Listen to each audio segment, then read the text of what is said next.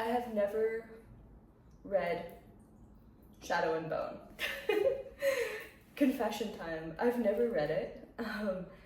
There's a lot of reasons why.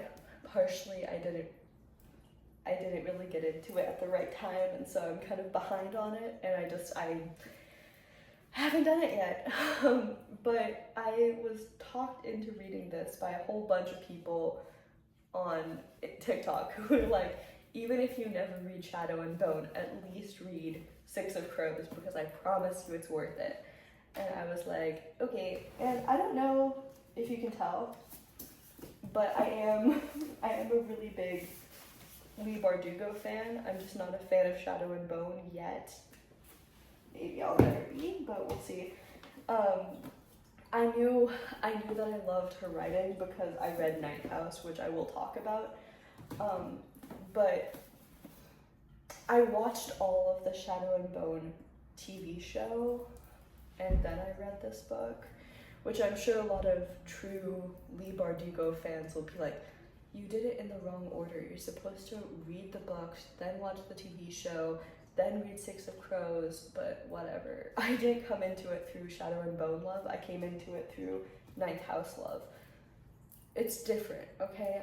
I have an excuse. This is a very well-written book. It is a very comforting book. I'd say the closest thing I could get to it, and I know it's dark, I know it's different, but if you ever read Peter and the Starcatchers when you were growing up, I feel like this is a really great follow-up. Like, it's more of like an adult book, so obviously I won't read it like necessarily as like a child, but it has that kind of sense of like the Lost Boys getting together, kind of assembling a crew of young adventurers.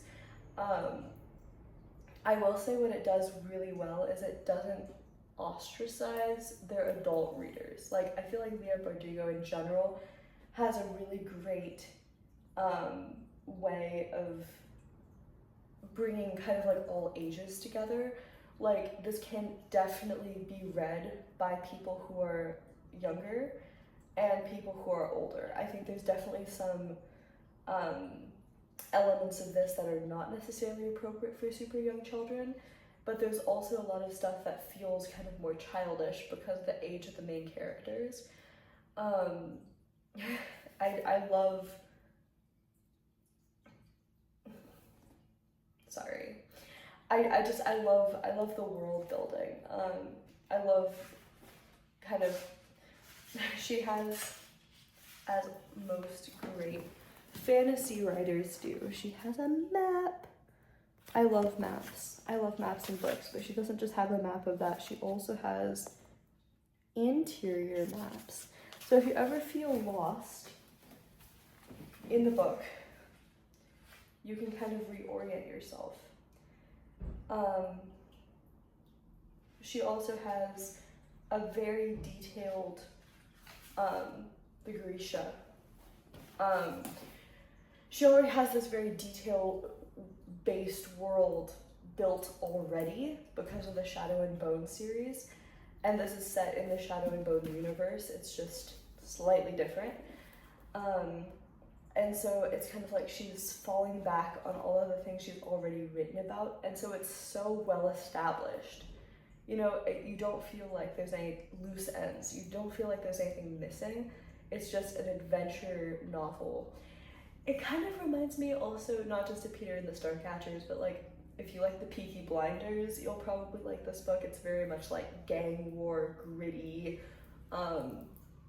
like wandering the streets of a dark, kind of polluted town, but also like boats, you know, going on adventures, fighting monsters, fighting other humans. I love the political intrigue, like assassins being hired by a different kingdom to assassinate someone from a different kingdom. You know, it's very much like a kind of multi-purpose fantasy book for any sort of fantasy lover.